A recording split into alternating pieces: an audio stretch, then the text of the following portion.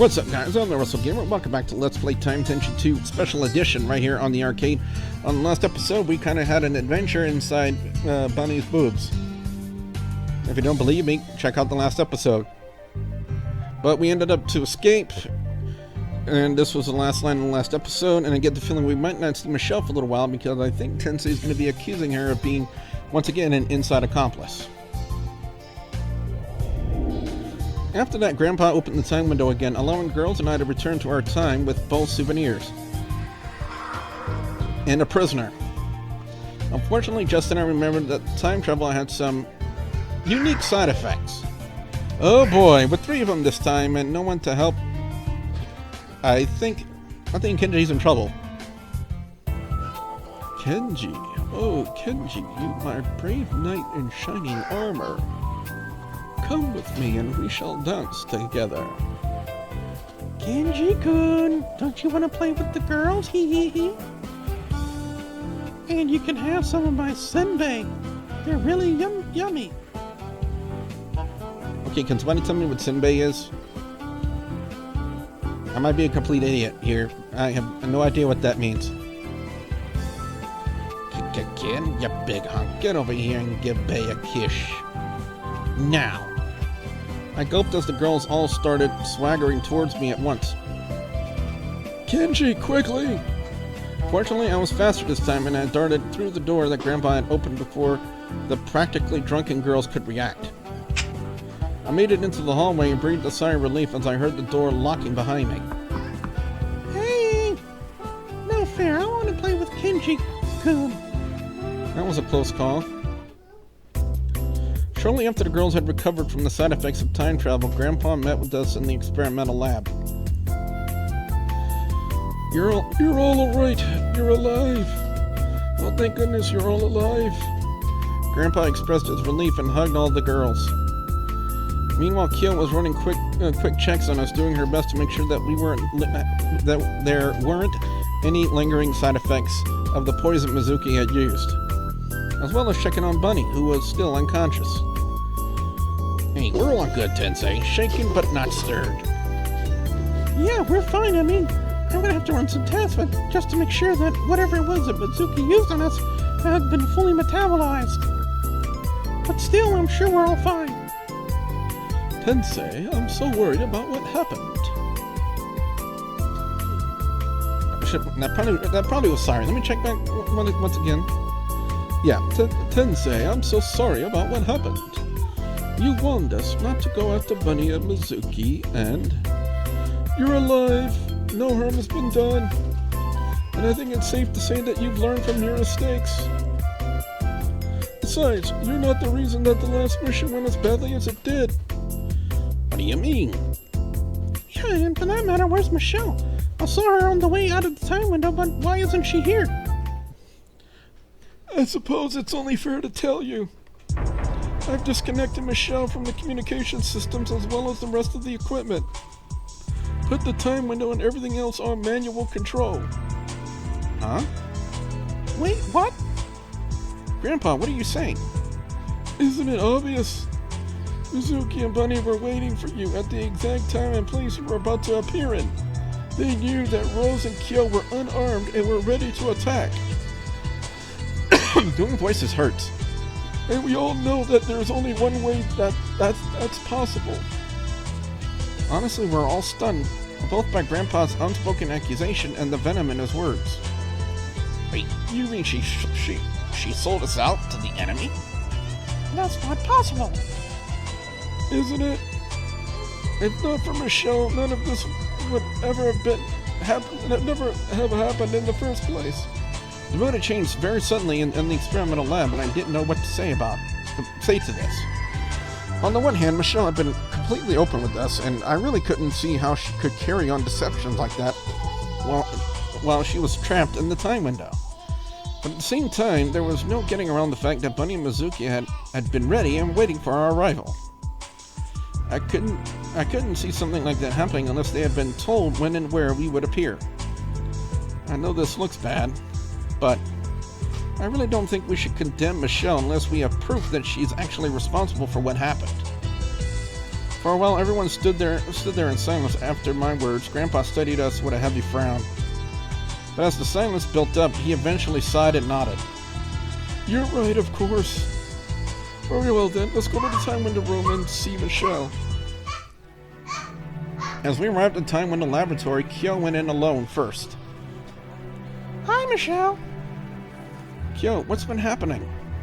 How's Bunny? Is she doing any better? She's still unconscious. It looks like whatever Kenji did to her quantum guard hyperstimulated her brain. But from what I can tell, she was able to put it into detox mode just in time to avoid brain damage. So she'll be alright then?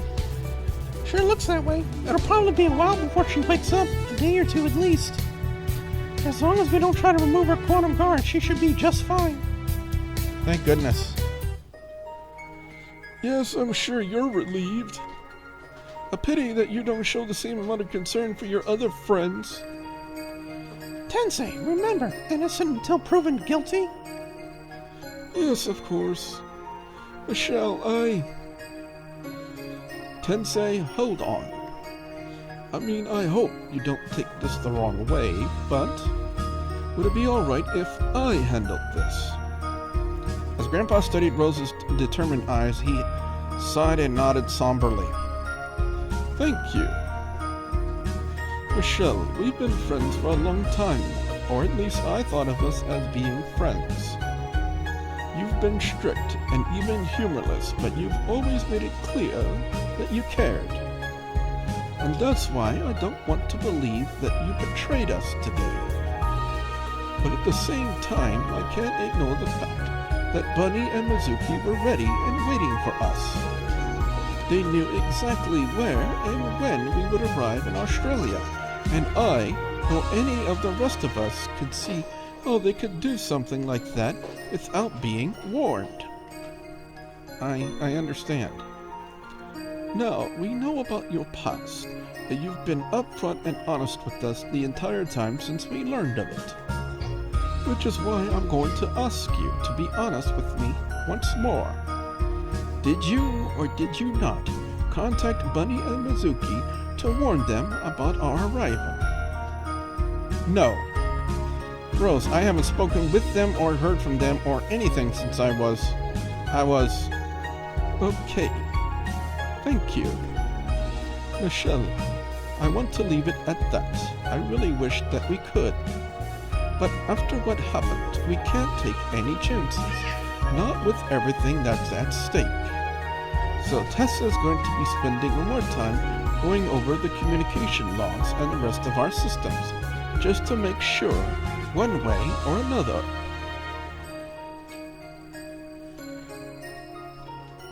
I think I should trust Michelle. Michelle, relax. I believe you, and I believe the logs will prove what you said to be true.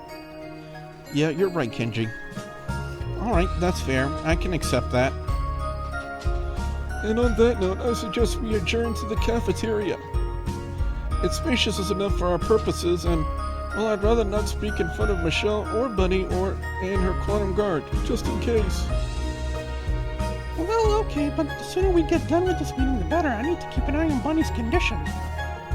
I mean, I know she's like the enemy, but she's still a patient to me. Very well then, I'll try not to keep you too long.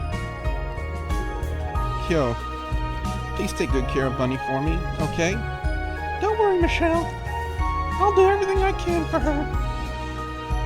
Thanks. Some time passed in the cafeteria as Grandpa went through the science of his plan. After he finished, I spoke up. So wait, you want to send Bunny back to her time and then use the passage she leaves behind to follow her into the future? Exactly, Kenji. Since the wormhole will lead to exactly where Bunny would have been if she hadn't gone back in time, we will be in perfect sync with the future. We'll be in the perfect position to destroy their time window and any other equipment they might have. Oh yeah, I'm not getting out of that. Especially the destruction part. I got a lot of anger to unload on those jerks. Wait, hold on. You really want to try and destroy their time window? But what about the future? If we destroy their time window, won't we also destroy our best chance of stopping it from ever happening? Buddy and Mizuki's plan for saving the future is all based on an untested theory and a potential lunatic. Something that can only end in disaster. I understand that you're not happy about this. But be honest, after everything that's happened, can any of you really see any alternative? On the one hand, I knew the kind of world that they were cursed to suffer in. I understood how that could lead to desperation. But as I looked at the others and recalled how easily they had been taken down, how willing Mizuki and Bunny had been to hurt them, and Mizuki's promise of death if we didn't comply with their demands. No. You're right, Tensei. This has to end. After Grandpa sent the girls on their way to do the various tasks assigned to them, I found myself sitting on the bed for a while without really any idea of what to do. Sleep felt impossible with everything that had happened, and I found myself spending almost an hour staring fruitlessly at the ceiling. So I decided to spend some time writing a letter to my mother and father, telling them my thoughts and feelings, and why I was doing what I was doing. A letter containing all the things I would like them to know, in case I never had a chance to speak those things myself. Sometime later I heard a voice at my door, and before we find out what that voice was, we're going to go ahead and call it an episode. If you guys liked the video, be sure you slam that like button like a champ, and if you guys want to see more of Tenshi 2 right here on the arcade, you know the way to do it. You got to hit that subscribe button down below. So with that being said, I'm your friendly neighborhood Wrestlegamer, and I'll see you next time right here on WGS-TV. Bye guys!